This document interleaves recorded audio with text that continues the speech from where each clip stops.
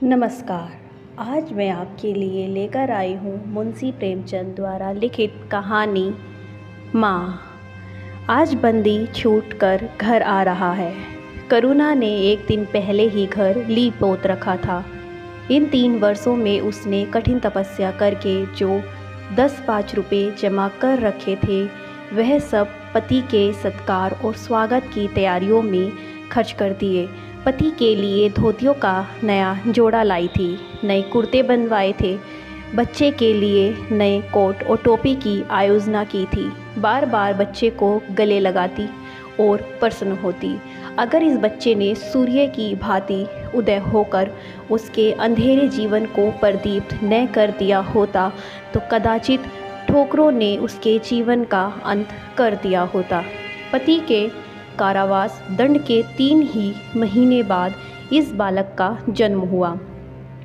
उसी का मुंह देखकर करुणा ने यह 3 साल काट दिए थे। वह सोचती, जब मैं बालक को उनके सामने ले जाऊंगी तो वह कितने प्रसन्न होंगे। उसे देखकर पहले तो चकित हो जाएंगे, फिर गोद में उठा लेंगे और कहेंगे, करुणा, तुमने यह रत्न देकर मुझे निहाल कर दिया। कैद के सारे कष्ट बालक की तोतली बातों में भूल जाएंगे। उनकी एक सरल, पवित्र, मोहक दृष्टि हृदय की सारी व्यथाओं को धो डालेगी। इस कल्पना का आनंद लेकर वह फूली न समाती थी। वह सोच रही थी, आदित्य के साथ बहुत से आदमी होंगे। जिस समय वह द्वार पर पहुँचेंगे, जय जयकार की ध्वनि से आकाश गूंज उठेगा। वह कितना सुवर्ण दृश्य होगा। उन आदमियों के बैठने के लिए करुणा ने एक फटा सा टाट बिछा दिया था, कुछ पान बना दिए थे और बार बार असमय नेत्रों से द्वार की ओर ताकती थी। पति की वह सुदृढ़, उदार, तेजपूर्ण मुद्रा बार बार आँखों में फिर जाती थी। उनकी वे बातें बार बार याद आती थी जो चलते समय उनके मुख से निकलती थी।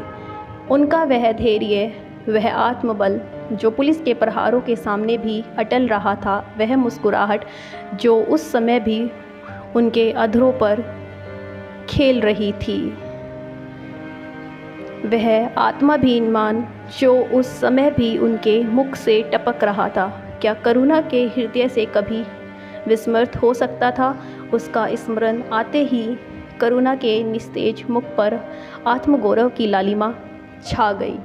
यही वह अवलंब था जिसने 3 वर्षों की घोर यातनाओं में भी उसके हृदय को आश्वासन दिया था। कितनी ही रातें फाके से गुजरी, बधुआ घर में दीपक जलने की नौबत भी न आती थी, पर दीनता के आंसू कभी उसकी आंखों से न गिरे। आज उन सारी विपत्तियों का अंत हो जाएगा। पति के प्रगाढ़ आलिंगन में वह सब कुछ हंसकर झेल लेगी। वह अनंत निधि पाकर फिर उसे कोई अभिलाषा न रहेगी।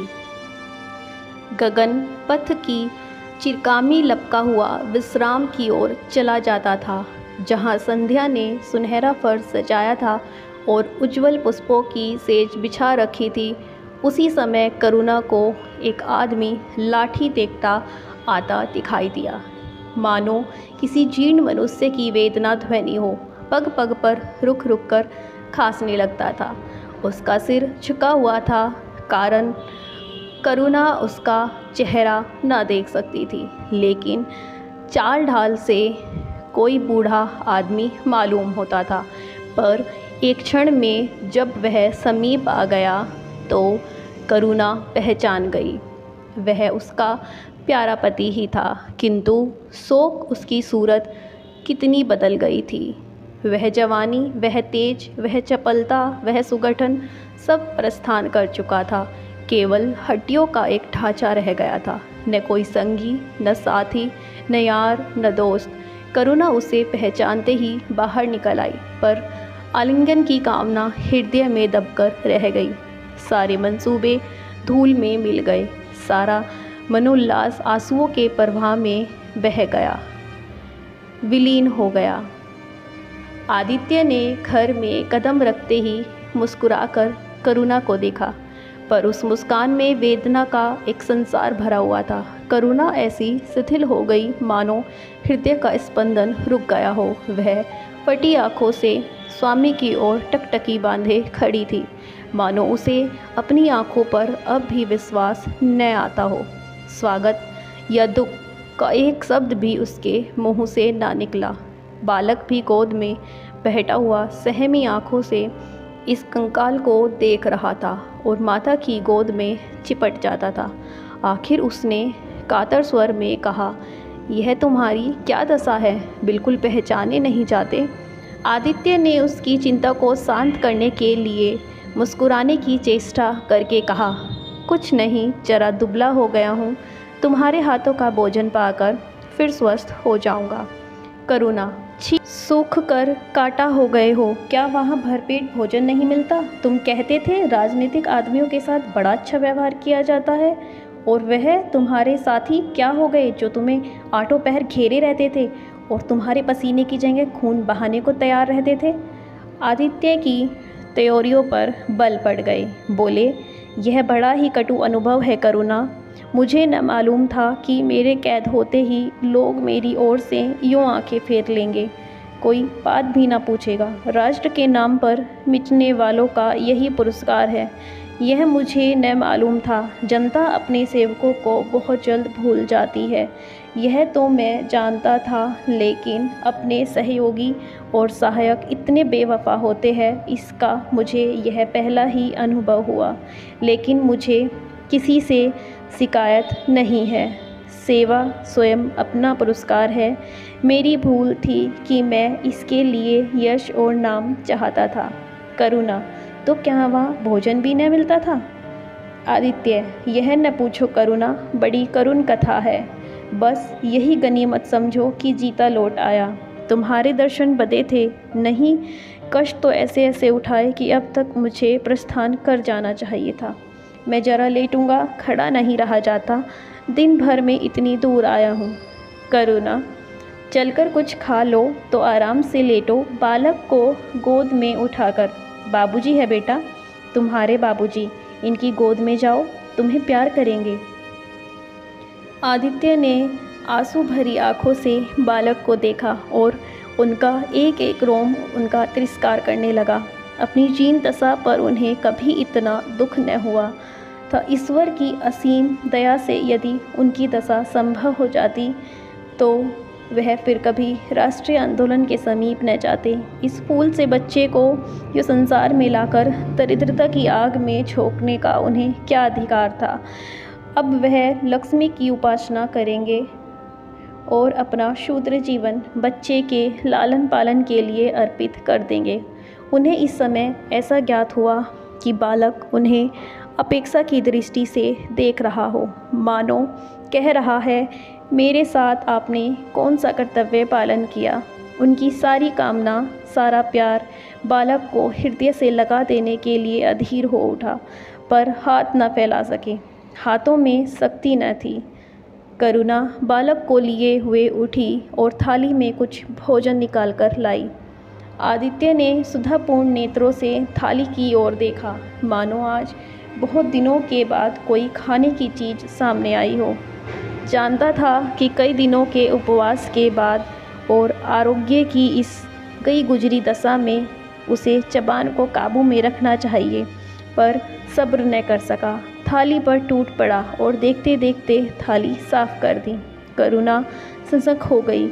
उसने दोबारा किसी चीज़ के लिए न पूछा, थाली उठाकर चली गई, पर उसका दिल कह रहा था, इतना तो कभी न खाते थे। करुणा बच्चे को कुछ खिला रही थी कि एकाएक कानों में आवाज़ आई, करुणा। करुणा ने आकर पूछा, क्या तुमने मुझे पुकारा है? आदित्य का चेहरा पीला पड़ गया था और सांसें जोर जोर से चल रही थी। हाथों के सहारे वहीं टाट पर लेट गए थे। करुणा उनकी यह हालत देखकर घबरा गई। बोली, जाकर किसी वैद्य को बुला लाऊं। आदित्य ने हाथ के इशारे से उसे मना करके कहा, व्यर्थ है करुणा, अब तुमसे छिपाना व्यर्थ है। मुझे तपेदिक हो गया है, कई बार मरते मरते बच गया हूँ। तुम लोगों के दर्शन बदे थे, इसलिए प्राण न निकले थे। देखो प्रिय, रो मत, करुणा ने सिसकियों को दबाते हुए कहा। मैं वैद्य को लेकर अभी आती हूँ। आदित्य ने फिर सिर हिलाया। नहीं करुणा, केवल मेरे पास बैठी रहो, अब किसी से कोई आशा नहीं है, डॉक्टरों ने जवाब दे दिया है। मुझे तो यह आश्चर्य है कि यहाँ कैसे पहुँच गया। न जाने कौन देवी शक्ति मुझे वहाँ से खींच लाई। कदाचित यह इस बुझते हुए दीपक की अंतिम झलक थी। आह, मैंने तुम्हारे साथ बड़ा अन्याय किया, इसका मुझे हमेशा दुख रहेगा। मैं तुम्हें कोई आराम न दे सका, तुम्हारे लिए कुछ न कर सका, केवल सुहाग का दाग लगाकर और एक बालक के पालन का भार छोड़कर चला जा रहा हूँ। आह, करुणा ने हृदय को दर्द करके कहा। तुम्हें कहीं दर्द तो नहीं है? आग बना लाऊं? कुछ बताते क्यों नहीं? आदित्य ने करवट बदल कर कहा। कुछ करने की ज़रूरत नहीं प्रिय, कहीं दर्द नहीं, बस ऐसा मालूम हो रहा है कि दिल बैठा जाता है, जैसे पानी में डूब जाता है। जीवन की लीला समाप्त हो रही है। दीपक को बुझते हुए देख रहा हूँ। कह नहीं सकता कब आवाज़ बंद हो जाए। जो कुछ कहना था वह कह डालना चाहता हूँ। क्यों वह लालसा ले जाऊँ? मेरे एक प्रश्न का जवाब दोगी? पूछूँ? करुणा के मन की सारी दुर्बलता, सारा शोक, सारी वेदना मानो लुप्त हो गई और उनकी जगह उस आत्मबल का उदय हुआ जो मृत्यु पर हंसता है और विपत्तियों के सांपों से खेलता है। रत्न जटित मखमली मयानों से जैसे तेज तलवार छिपी रहती है, जल के कोमल प्रवाह में जैसे असीम शक्ति छिपी रहती है, वैसे ही रमणी का कोमल हृदय साहस और धैर्य को अपनी गोद में छिपाए रहता है। क्रोध जैसे तलवार को बाहर खींच लेता है, विज्ञान जैसे जल शक्ति का उद्घाटन कर लेता है, वैसे ही प्रेम रमणी के साहस और धैर्य को प्रदीप्त कर देता है। करुणा ने पति के सिर पर हाथ रखते हुए कहा। पूछते क्यों नहीं प्यारे? आदित्य ने करुणा के हाथों के कोमल स्पर्श का अनुभव करते हुए कहा। तुम्हारे विचार में मेरा जीवन कैसा था? बधाई के योग्य। देखो, तुमने मुझसे कभी पर्दा नहीं रखा। इस समय भी स्पष्ट कहना, तुम्हारे विचार में मुझे अपने जीवन पर हंसना चाहिए या रोना चाहिए? करुणा ने उल्लास के साथ कहा। यह प्रश्न क्यों करते हो प्रियतम? क्या मैंने तुम्हारी उपेक्षा कभी की है? तुम्हारा जीवन देवताओं का सा जीवन था, निस्वार्थ, निर्लिप्त और आदर्श। विघ्न बाधाओं से तंग आकर मैंने तुम्हें कितनी ही बाहर संसार की ओर खींचने की चेष्टा की है, पर उस समय भी मैं मन में जानती थी कि मैं तुम्हें ऊंचे आसमान से गिरा रही हूँ। अगर तुम माया मोह में फंसे होते तो कदाचित मेरे मन को अधिक संतोष होता, लेकिन मेरी आत्मा को वह गर्व और उल्लास न होता जो इस समय हो रहा है। मैं अगर किसी को बड़े से बड़ा आशीर्वाद दे सकती हूँ तो वह यही होगा कि उसका जीवन तुम्हारे जैसा हो। यह कहते कहते करुणा का आभाहीन मुखमंडल ज्योतिर्मय हो गया, मानो उसकी आत्मा दिव्य हो गई हो। आदित्य ने स्वर्ग नेत्रों से करुणा को देखकर कहा, बस अब मुझे संतोष हो गया। करुणा, इस बच्चे की ओर से मुझे कोई शंका नहीं है। मैं उसे इससे अधिक कुशल हाथों में नहीं छोड़ सकता। मुझे विश्वास है कि जीवन भर यह ऊंचा और पवित्र आदर्श सदैव तुम्हारे सामने रहेगा। अब मैं मरने को तैयार हूँ। 7 वर्ष बीत गए। बालक प्रकाश अब 10 साल का रूपवान, बलिष्ठ, प्रसन्नमुख कुमार था। बल का तेज, साहसी और मनस्वी, भय तो उसे छू भी नहीं गया था। करुणा का संतप्त हृदय उसे देखकर शीतल हो जाता। संसार करुणा को अभागिनी और दीन समझे, वह कभी भाग्य का रोना नहीं रोती। उसने उन आभूषणों को बेच डाला जो पति के जीवन में उसे प्राणों से प्रिय थे, और उस धन से कुछ गाय और भैंसे मोल ले ली। वह कृषक की बेटी थी और गोपालन उसके लिए कोई नया व्यवसाय न था। इसी को उसने अपनी जीविका का साधन बनाया। विशुद्ध दूध कहाँ मयस्सर होता है, सब दूध हाथों हाथ बिक जाता था। करुणा को पहर रात से पहर रात तक काम में लगा रहना पड़ता था, पर वह प्रसन्न थी। उसके मुख पर निराशा या दीनता की छाया नहीं, संकल्प और साहस का तेज है। उसके एक एक अंग से आत्मगौरव की ज्योति सी निकल रही है। आँखों में एक दिव्य प्रकाश है, गंभीर और असीम सारी वेदनाएं, वैधव्य का शोक और विधि का निर्मम प्रहार सब उस प्रकाश की गहराई में विलीन हो गया। प्रकाश पर वह जान देती है, उसका आनंद, उसकी अभिलाषा, उसका संसार, उसका स्वर्ग सब प्रकाश पर न्यौछावर है। पर यह मजाल नहीं कि प्रकाश कोई शरारत करे और करुणा आंखें बंद कर ले। नहीं, वह उसके चरित्र की बड़ी कठोरता से देखभाल करती है। वह प्रकाश की माँ नहीं, माँ बाप दोनों है। उसके पुत्र स्नेह में माता की ममता के साथ पिता की कठोरता भी मिली हुई है। पति के अंतिम शब्द अब तक उसके कानों में गूंज रहे हैं। वह आत्मोल्लास जो उनके चेहरे पर झलकने लगा था, वह गर्वमय लाली जो उनकी आंखों में छा गई थी, अभी तक उसकी आंखों में फिर रही है। निरंतर पति चिंतन ने आदित्य को उसकी आंखों में प्रत्यक्ष कर दिया। वह सदैव उनकी उपस्थिति का अनुभव किया करती है। उसे ऐसा जान पड़ता है कि आदित्य की आत्मा सदैव उसकी रक्षा करती रहती है। अभिलाषा है कि प्रकाश जवान होकर पिता का पथगामी हो। संध्या हो गई थी। एक भिखारिन द्वार पर आकर भीख मांगने लगी। करुणा उस समय गौओं को पानी दे रही थी। प्रकाश बाहर खेल रहा था। बालकपन तो ठहरा, शरारत सूझी, घर में गया, कटोरे में थोड़ा सा भूसा लेकर बाहर निकला। भिखारिन ने अपनी झोली फैला दी। प्रकाश ने भूसा उसकी झोली में डाल दिया और ज़ोर ज़ोर से तालियां बजाता हुआ भागा। भिखारिन ने अग्निमय नेत्रों से देखकर कहा, वाह रे लाडले, मुझसे हंसी करने चला है। यही माँ बाप ने सिखाया है, तब तो खूब कुल का नाम रोशन करोगे। करुणा उसकी बोली सुनकर बाहर निकल आई और पूछा, क्या है माता, किसे कह रही हो? भिखारिन ने प्रकाश की तरफ इशारा करके कहा, वह तुम्हारा लड़का है ना? देखो, कटोरे में भूसा भरकर मेरी झोली में डाल गया। चुटकी भर आटा था, वह भी मिट्टी में मिल गया। कोई इस तरह दुखियों को सताता है? सबके दिन एक ना एक बदलते हैं। आदमी को घमंड नहीं करना चाहिए। करुणा ने कठोर स्वर में पुकारा, प्रकाश। प्रकाश लज्जित न हुआ, अभिमान से सिर उठाए हुए आया और बोला, वह हमारे घर भी क्यों मांगने आई हैं? कुछ काम क्यों नहीं करती? करुणा ने उसे समझाने की चेष्टा करके कहा, शर्म नहीं आती? उल्टे और आँख दिखाते हो। प्रकाश, शर्म क्यों आए? यह क्यों रोज़ भीख मांगने आती है? हमारे यहाँ क्या कोई चीज़ मुफ्त आती है?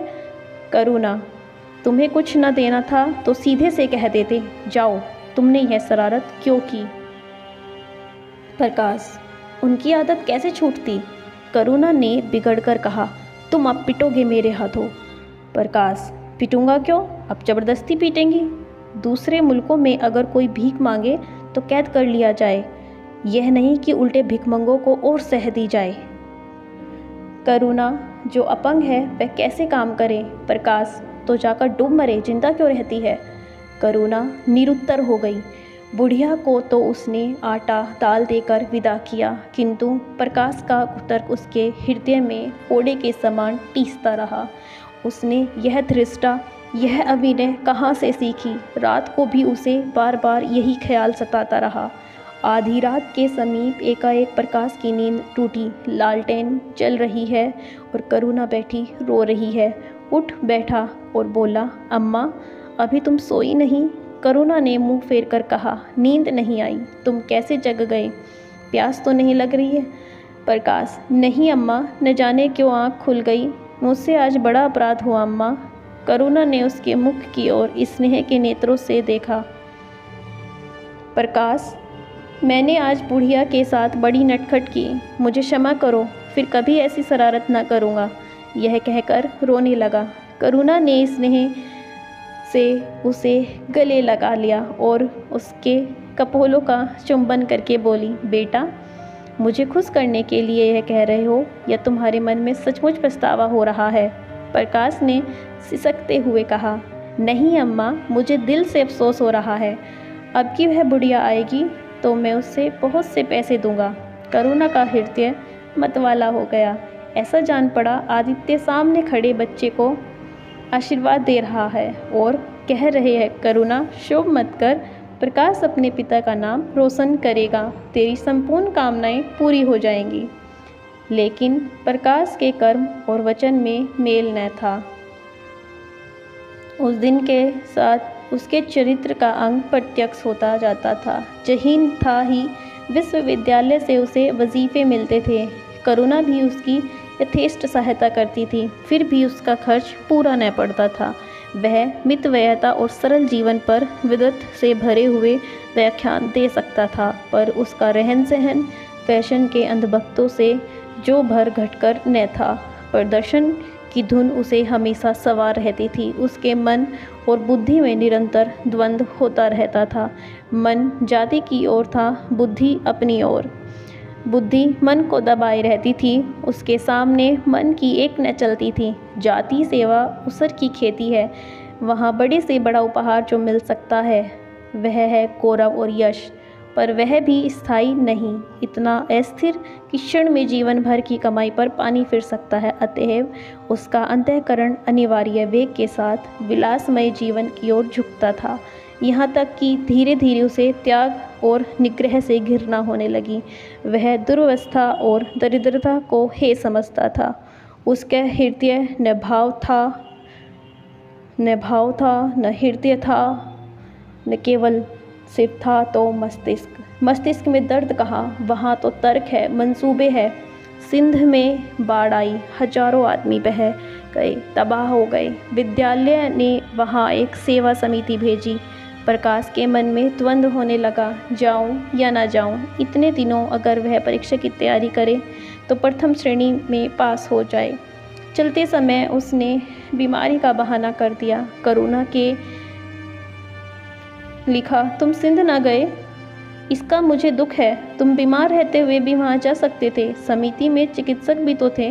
प्रकाश ने पत्र का उत्तर न दिया। उड़ीसा में अकाल पड़ा, प्रजा मक्खियों की तरह मरने लगी।